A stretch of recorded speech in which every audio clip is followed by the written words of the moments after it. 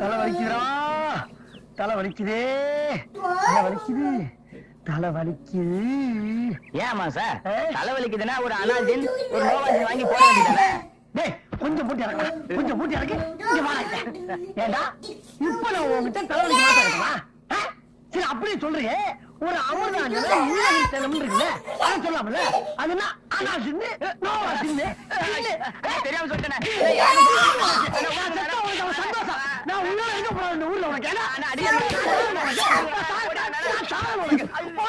ஐயோ நாய